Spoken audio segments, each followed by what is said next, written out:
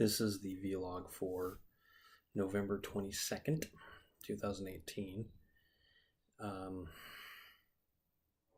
last 2 days, as far as these vlogs are concerned, have been kind of a pain in the butt. Because I did not hit the submit button on the night of November 20th, so the vlog I did to commemorate Isla's birth didn't seem to go up at the right time, although when I went back to re-put it up, it turned out it had been put up. I don't know if the actual date of the video is reflected accurately. And I also did a video last night, but tonight's going to be a little bit tricky because we have terrible internet here. It's 9 o'clock and everything's closed for Thanksgiving. It's also extremely cold out, and what I did last night to try and get the video in on time was I walked in very cold weather and wind over to the coffee shop down on St. Vernon and sit outside while they were closed, but their Wi-Fi was still plugged in to upload the video in a timely manner. I'm not doing that again. I'm making these videos every day, and whether they get uploaded on the correct day is largely out of my control at this point, given the situation I'm in.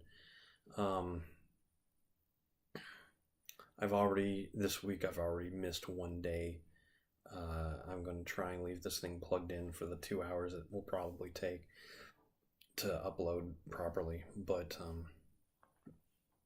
yeah, that's been my situation. It's been very frustrating. Now, it's not all doom and gloom.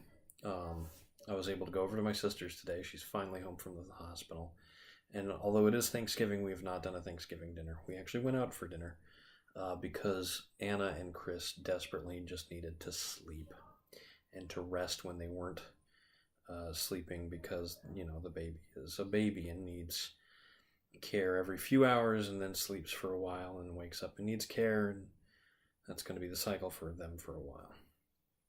This whole trip was sort of built around the idea that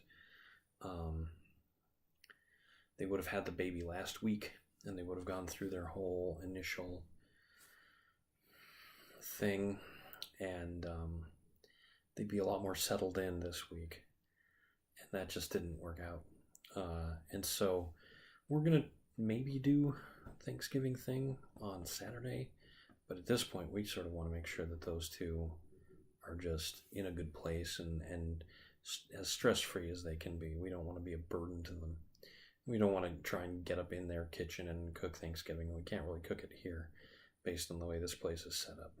So, now, the other thing that I did today that was more for myself than for my sister or anything else was I did a double feature. This is something that I very like. I maybe have done it twice before, but it's simple. I went and saw two movies essentially back to back.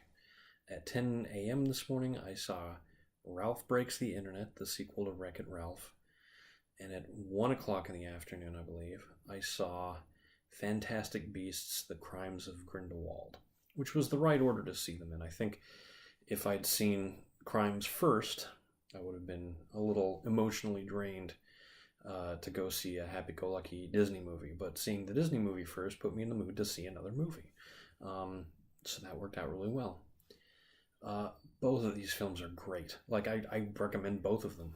Wreck-It Ralph, Ralph Breaks the Internet is a better film for, it's an easy watch, but it has lots of eye candy. There's lots of little things to spot, much like Ready Player One. And while it, does some meme-based jokes, it actually is a very honest look at the internet and a very interesting take on the internet, with some not so subtle digs at a couple online sites or habits. It also, believe it or not, features the most amazing song in a Disney film I've ever seen. I'm not going to spoil it for you, but that song by itself is basically worth the price of admission, and the whole rest of the movie is also just great. I want to make sure that I'm clear on this. I like this movie more than the first Wreck-It Ralph. Admittedly, the first Wreck-It Ralph, I had a girl screaming. She was like 3 years old, and she was frightened by every single thing in the film and just cried constantly. But even if that hadn't occurred, this movie is still better than the first movie. At least I liked it better. It's just a very real film, despite having a very unreal subject matter. Crimes of Grindelwald is also very good, and I also think it might actually be better than the first one. Although,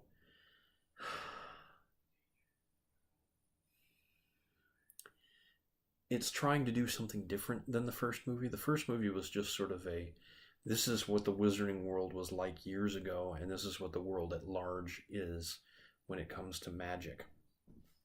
This movie is more building towards the lore of Harry Potter.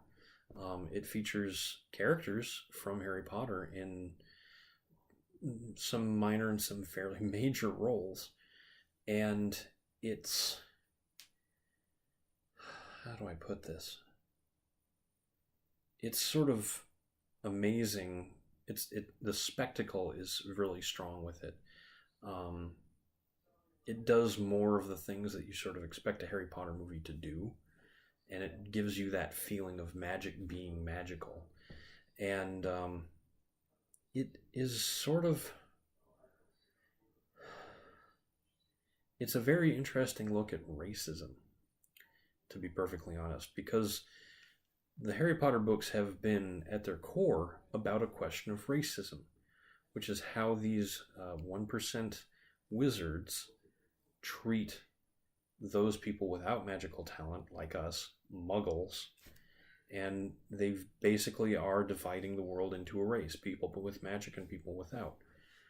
And that gulf, and how the people in power treat that difference, is core to the greater overarching story. And this movie jumps into that whole question with both feet. It's really good.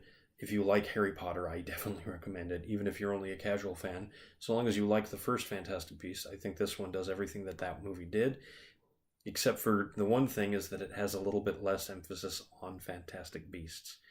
And again, I'm not sure that's a bad thing, because there's still plenty of spectacle in this movie, and there are Fantastic Beasts, and the ones that are there are great, and you really sort of just feel for them. But